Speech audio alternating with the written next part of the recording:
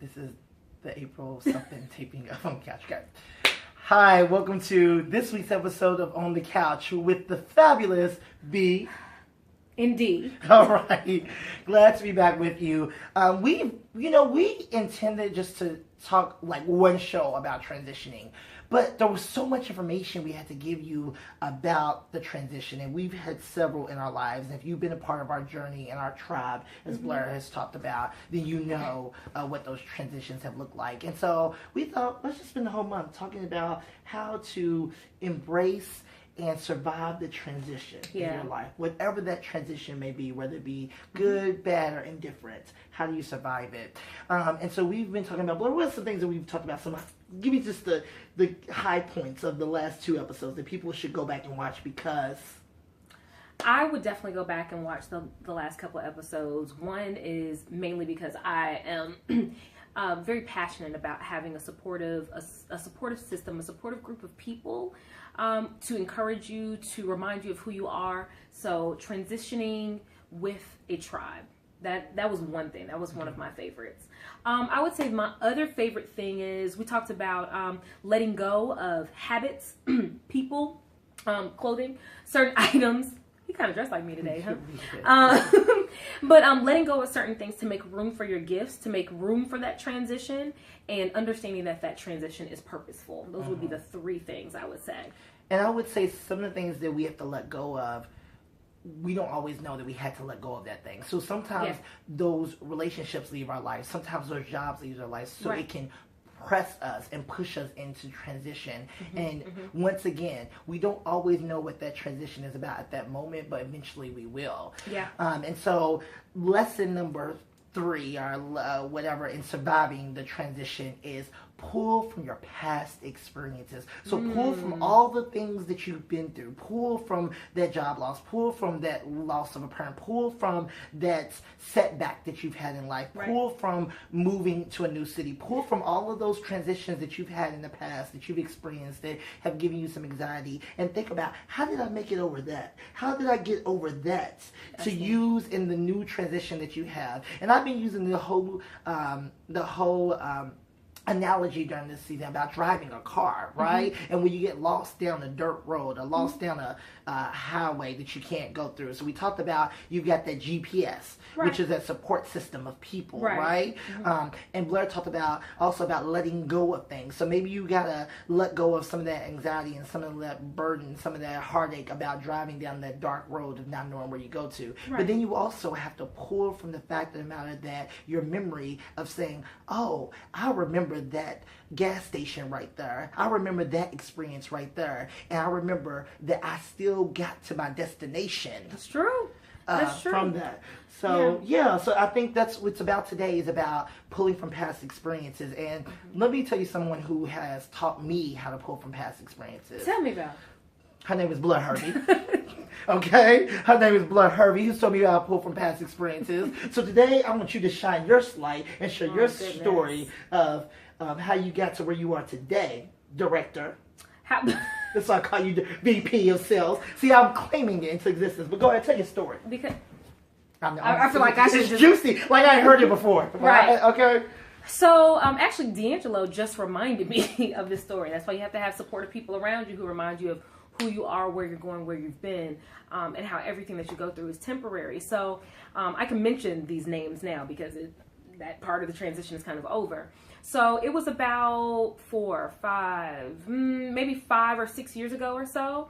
And I've been in sales since I was 19 years old. I'll let y'all do the math on that. But I've been in sales for a very long time. And by the grace of God, I've always been, successful in that space, right? And so as I went from one corporation who had just laid off, half of their employees or more than half of their employees, I moved to another small company working with my boy Justin. At that point, we went 2 separate ways. He was just like, I can't do this corporate stuff anymore. And I'm like, I'm staying in corporate America. I got to take care of my son. So he, did his own business, and I had to figure out what I was going to do next. And so one day, I got a call from Dell. And I was just like, wow, if Dell is reaching out to me to, give me a job or give me an opportunity, maybe there are other companies like them that are reaching out, because their interview process was so long. And I was trying to get away from this other company, or trying to move forward. So long story short, trying to condense this story, I started Googling companies that were similar to Dell, and actually Veeam came up, Veeam Software. Shout out to all my Veeam people. And that changed the trajectory of my career, because I entered software without that experience, without that education, if you will, and I was given a shot. And within the 2 years, with my team, we were very successful as well, and I elbowed my way into training. From there, I had some great experiences, and I've had some hardships as well, trying to figure out who I was in that space. And maneuvered on through that. I was recruited for this opportunity to build out a training program for a small cloud communications company. How? And I ask D all the time, I'm just like, how is this possible? By the grace of God, these opportunities have just, come my way, and I've just thrived. So again, long story short, after that company laid off its employees, including me, who but Dell gave me a call. So here we are today. I'm the global sales training manager for Dell, for their cyber security segment of their business. And I just couldn't be more thankful. And when I go through that story, I think about not only those transitions, but I think about those risks that I was willing to take, those leaps of faith, and the people that were around me to continuously encourage me and say, you know what, I wouldn't do it, or I wouldn't do it that way, but you're the right person for the job. You are the right person for that role. You are the right person to do this, to roll out this program. So I just say, in thinking back, all of these transitions were very purposeful. I thought some parts of the job were easy because, it's just me being natural, but I had to push myself out of my comfort zone. And just remember, having these people to remind you, put one foot in front of the other, you will be so surprised where God will take you, or whatever your higher power is, but you will be very surprised at yourself. But had you not, such a fabulous story, and like I said, I lived that story, so I've always known the greatness in you. But it's not about bragging, but the lesson that I took from it is that you had to pull from the fact that you've taken risks in the past. Yeah. But something could just told you when you left Veeam and go into this new company that was starting up. Yeah. Why should I leave something that I'm comfortable with to go something that I'm uncomfortable with? Exactly. But you had been through that experience, and you knew it wasn't the end of the world. Because you said to me, I'll just get another job. I was like, you just go get another job? And you got another job. Yeah. Within a week of them laying people off. Yeah.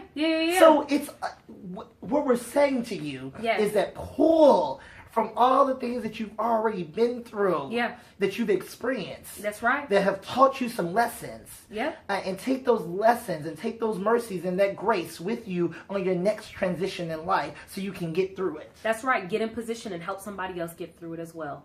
Yes. So this is Surviving the Transition, Part 3. And we're going to hit you in Part 4. So join us next week. Every Wednesday at 9 p.m.